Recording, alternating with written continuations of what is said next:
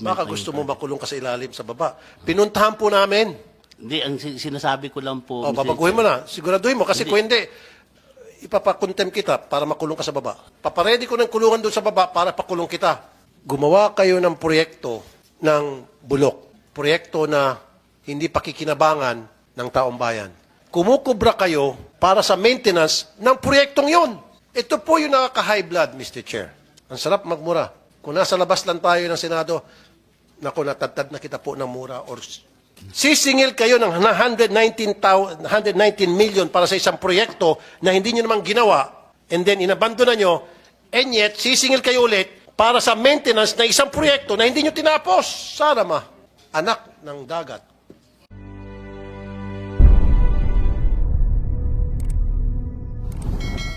Kasi the last time they said, yung mga picture pinakita ko, sabi nila luma na yan, kumpleto na, accomplished na.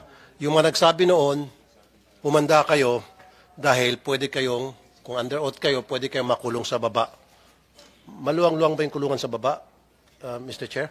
Una sa lahat, maraming salamat at pinaulakan niyo po yung aking privilege speech para maimbestigahan itong malaking anomalya na nangyari at nangyari ngayon sa National Irrigation Authority na kung saan nasa-short change po yung taong bayan, especially yung ating mga magsasaka. Sila po ang nagiging kawawa rito. Na umaasa yung ating mga magsasaka sa irigasyon para makapagtrabaho sila, makapag-produce ng bigas. Hindi lamang para sa kanila at kanilang pamilya, kundi para sa ating bayan. Ang nangyari, kinukurakot yung pera na para sanang panggawa ng mga irigasyon, binubulsa. At ngayon, dito tayo para imbestigahan itong malaking katiwalian. Ano yung mga issues at hand? Nagpadala po ako ng tao ko para mag-inspeksyon at para i-video, i-record yung kanyang nakita doon at para mag-interview ng mga taong naroroon. So this time, hindi nyo na po pwedeng pasinungalingan dahil kapag magsinungaling kayo rito, you will be cited in contempt at kayo po'y makukulong doon sa baba. Dati po talaga pong napakalaki ng pakinabang ng mga magsasaka sa amin dito. Siguro po more than 25 years na wala na, hindi na siya gumagana. Kaya po napakalaking kawalan sa mga farmers namin dito. Kaya nga po sa ngayon yung mga dating bilang ng inaani ng mga magsasaka sa amin dito talagang nabawasan. Siguro mga 3 times ko pa lang nakita yung niya na nagpunta rito sa amin. Nga po nung nawala ang irrigation, hindi na napapakinabangan yung lugar na yan. Dati hindi naman kami bibili ng bigas. Pero ngayon, hindi bibili kami ng bigas. Dahil wala na kami nasasaka. Puro tubigan na. Nakamulatan ko noong 1970 na puro pagsasaka nga dito. Pero wala pong irrigation. Dapat yung mga engineer, kompleto lang ng equipment at saka hindi yung pagkapalit-palit. Tuwing nasisira ang mga irigasyon namin, kami lang po ang nagre-repair. Lahat kaming mga magsasaka dito sa amin, nagtutulungan po. Pumunta mismo yung staff ko para ikumpirma yung pong mga projects na hindi po na kumpleto. Na sinabi niyang niya, kumpleto na raw. Pumunta po yung reporter ko, wala po siyang nakitang balog-balog phase 1. Mr. Chair, nandito naman po ang dating administrator kasi time po nila yon. Since nandito naman po ang ating former administrator, General Visayas, sir. Yung tanong ni Senator Tulfo, wala naman daw phase 1 yun eh. Ilang dekada na ata ito. Actually, dalawa po talagang phases yan. The phase 1 that was implemented from 1999 to 2012. With a budget of 2.362 billion and servicing an area of about supposed to be 12,475 hectares. Ito sir yung phase 1 na sinasabi. Which one? Alin dito? Itong may picture. Yes sir. Yung phase 2 po ginawa po ito noong 2013. Supposed to be it started noong 2013 pero marami po kasing umayaw dito ng babatikos dahil ang gusto po nila series of dams. But then experts said that pinakamaganda at pinaka-beneficial sa lahat po ay yung Haidam. Pumunta po yung staff ko doon, abandonado na po yan at marami pong nag-witness, mga pumunta rito na mga katutubo at sinabing abandonado na po. And yet, ito pong nakakahiya, sir, although this is no longer your time, Yes, sir. humingi pa po ng pang-maintenance. Inabandona na nga, bulok na nga, and yet, tumatanggap every year para sa maintenance ng isang bulok na proyekto. And we were informed nung last hearing by Engineer Gillen na bigyan ng isa pang pagkakataon for another billions and billions of pesos matatapos na raw by 2027. Sir, actually po, sir, yung phase 2 ay ang marami na rin pong na-accomplish doon. Ang hindi pa lang Sorry po, General, wala po na-accomplish doon. Inabandona na po. Abandonado na po talaga, sir. General. Yung ano po, sir, yung Haidam at saka yung diversion Sorry po, tunnel abandonado po talaga. We were there, Yes, sir. my people went there, and then nandito po yung mga katutubo, at sabi nila, wala na po silang pakinabang doon, abandonado na, no, nothing. Wala pong phase 1. Yung pinapikita yung picture, wala po yan. Hindi ko alam kung saan yan. Yung binigay niyo po sa aming address, nung last meeting natin, Matatalaib, Tarlac. Tama? We went there with my staff, wala pong irrigation project sa Matatalaib, Tarlac. Ang akin lamang tinutumbo ko rito, yung completion of the project. Kung nandoon ba yung project, kung natapos ba yung project, at paano ginawa yung project, kung tama ba yung paggagamit sa budget. Marami sa mga proyekto ng NIA na inuumpisahan na agad nang hindi pa natatapos yung issue sa right of way, and then dumating yung time na may mga pumapalag, tulad ng sinabi mismo ni General Bisaya, then nahinto yung project, bayad na, nahinto, abandonado, nilalayasan na agad yung proyekto, nasa short chance dito ang taong bayan. Doon po ito po ang ating isa sa matatalakayin dito. Bakit kasi kayo nag-implement ng mga proyekto nang hindi nyo pa natatapos yung issue sa right of way, at I need the list of projects na nagkakaproblema sa right of way, because that will tell us na merong nangyaring anomalya at meron dapat managot. Again, for the second time, Engineer Gillen, give me a list of all your projects pending right now dahil sa issue sa right of way. Sa next hearing, give me a list of those. Yes, Your Honor. We'll give you a list. And if I may add, sir, ano po? Go ahead, go ahead. Ang sistema po kasi talaga dyan is that sa feasibility study, kasama po na po talaga yung environment, yung envi and social na tinatawag po sila. Yung environmental issues and social issues. Tinignan ko po naman yung naging status po ng Balog-Balog, sir. Initially kasi, around 500 people po ang involved dito, sir. So, nung sinimula naman nila, naayos naman nila yung iba. Kaya lang, as time goes by, kasi ang isang project po kasi, hindi mo naman din ma-perfect lagi, sir. Mayroong lumilitaw na problema. Sorry, Engineer Gillen, you're an engineer, you're with the NIA for many years, and I'm not. Okay? Ang ginagamit ko lang is logic. Okay? And common sense. Nakalagay po sa feasibility study, kasama yan, na before you implement any project sa irigasyon, kailangan tapusin muna yung issue sa right of way. Okay. Umpisa natin, Engineer Sulaik, dito po sa 119 million 347,000 na project sa Santa Josefa Pump. Ano po yung inyong reaction? Mr. Chair, yan pong 119 million na pondo ng Santa Josepa, Mr. Chair, binigay po yan na allocation sa project na yan. But during that time, Mr. Chair, hindi na po ako yung regional director ng Region 13. I was assigned here in Central Office in 2017. So ang nag-implement po ng yung pondong na yan is the regional director. So yan At sino po siya? Si Dante Ganotesi po. Pwede natin patawag, Mr. Chair? Yeah. Still connected with NIA? Retired na po, Mr. Chair. Patawag pa rin natin, Mr. Chair. Anong year po ito? 2019 po yan, sir. 2019. Yes po. 2017, nasa central office na po ako. As what? As what? As Deputy Administrator. So you also have direct supervision over that project. Yes, Mr. Chair. Kahit but wala ka na doon, ikaw pa rin ang direct supervisor. Yes, sir. But the actual implementation of the project, Mr. Chair, is the regional director. No. Ang akin No, lang- Mr. Sulaik, engineer, no. No, tama nga si Senator Tolentino. You still have direct supervision over your project manager for this particular project. Tama? Yes. Kaya nga nilagay ang pangalan mo dahil meron ka pa ring say sa proyektong ito. Because of you, na-release yung 119 million pesos na pondo na questionable. Sinasabi nga rito ng inspection team ninyo. Hindi naman torpe o tanga o stupido itong inyong inspection team na ilalagay ang pangalan mo kung talaga wala ka ng kinalaman dito.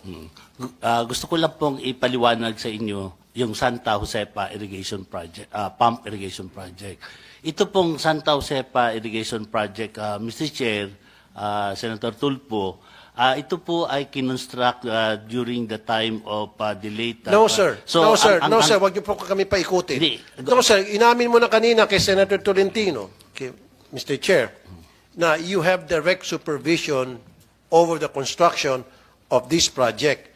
May direct supervision ka doon sa project manager. Tama? So bilang direct supervisor, kung in the name of command responsibility, may pananagutan ka. Mr. Chair, hindi po ako ang direct nag-i-implement ng yung project na yan. Ako po ay dito lang po na nag-i-evaluate ng accomplishment ng mga natapos ng mga regional director.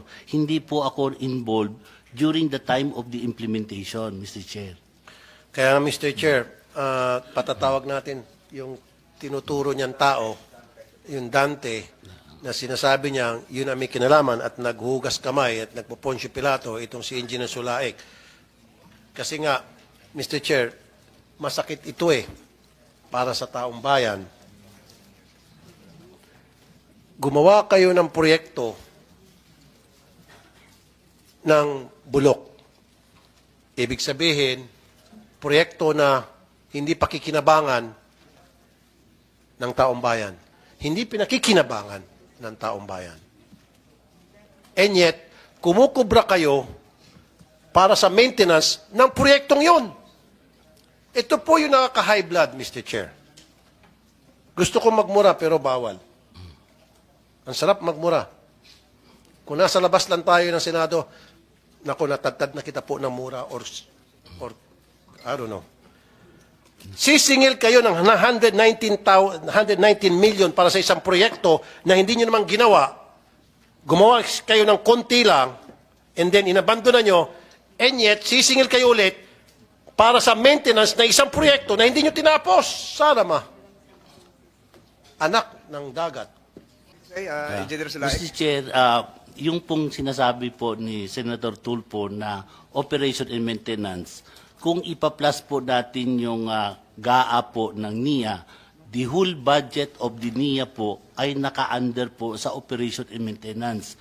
Yan po ay hindi ko po mapaliwanag sa inyo kung bakit yung budget, the whole budget of the NIA ay under the operation Ay, and hindi po. maintenance sa Engineer GAA. Sulaik, hindi.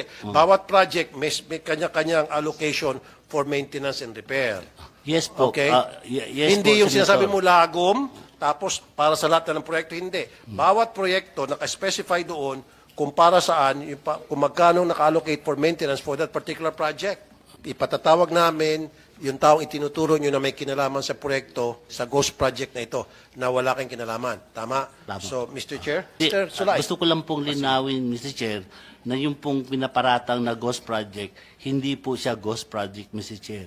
Yun po ay kahit napupuntahan po doon sa Santa Josepa, yung project na yun, ay makikita po ninyo yung accomplishment. Baka na gusto yung mo makulong ka sa ilalim sa baba. Pinuntahan po namin. We went there. Hindi, ang sinasabi ko lang po, O, Mr. babaguhin mo Chair, na. Siguraduhin mo. Kasi kung hindi, ipapakontem kita para makulong ka sa baba. sinasabi ko lang din po yung aking nalalaman, Mr. Sa Chair. iyong nalalaman. Opo. So, hindi ka sure.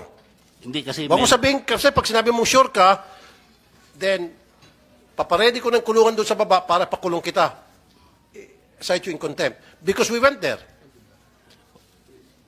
Sigurado ka o hindi ka sigurado? Sigurado po akong meron pong ginawa po yung... Hindi, sigurado ka na tapos na ito? Yes po, as per program po. As per program. Yes. But you weren't there. But we went there. Hindi tapos. Sinasabi mo, you're sure as per report. So, umasa ka na sa report. Yes po. Okay, I'll take that. So, I want to see that report. Yes po. At sino yung gumawa ng report na yon? Okay, isa pa, para naman in the name of fairness, mabigyan kita ng pagkakataon makapagsalita, Engineer Sulaik, sir. 258 million, Umayam SIP. Okay. Deos Cesar Sulaik, during his visit, verbally instructed the regional office to not order the contractor to restore the damaged canal. Currently, the certain canal has no concrete. Ano po inyo pong reaksyon, Engineer Sulaik? Mr. Chair, the same rin po, yung allocation po na 200 million during the time of the implementation of the project. Ako po ay nandito na rin po sa central office at yung pong perang nakaloob po doon sa 200 million, yun po yung mga remaining works na inimplement po ng regional office po para matapos po yung remaining works na on the downstream portion of Umayam Irrigation Project po, Mr. Chair. So, ibig sabihin, hindi na kayo naka-assign dito. Pero, kung hindi na kayo assigned sa project na ito, bakit niyo po sinabihan yung contractor na wag na i-restore ang damaged canal? Kasi pwede namin patawag yung contractor. Wala po akong malaala, Mr. Chair, na nag-instruct po ako ng ganun. Wala po akong... Mr. Chair, pwede natin patawag yung contractor nito? Is this the same Dante? Iba naman to, Umayam, sino yung contractor sa pagkakaalam niyo po, Engineer Sulaik, nitong Umayam SIP?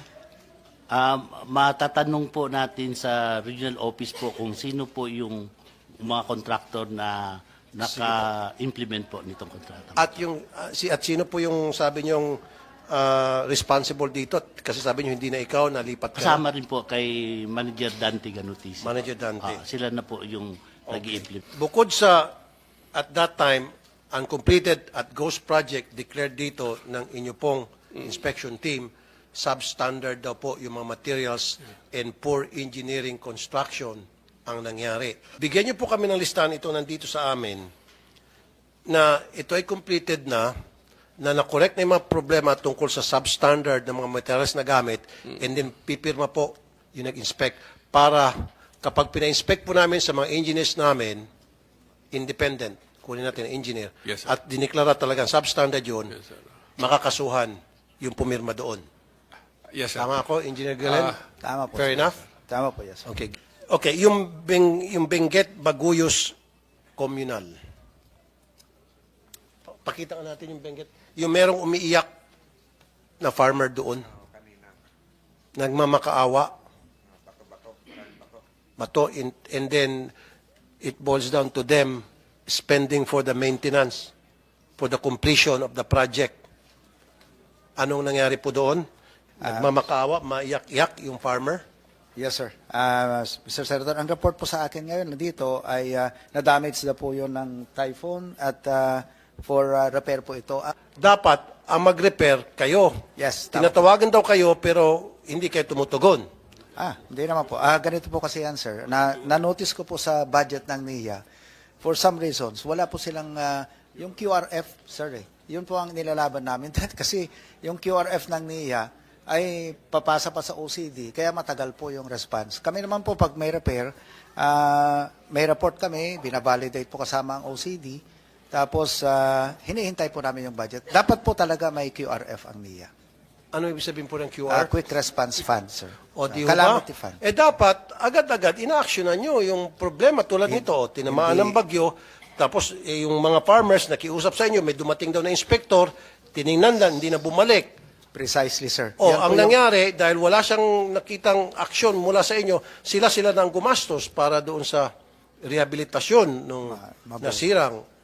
Yes, sir. Mabutit na i-bring Irrigation. out nyo po ito. Talagang ito po ang issue na nakita kong weakness po ng NIA. Again po, walang QRF, walang Quick Response Fund. So at least inaamin mo na itong pagkukulang. Yes,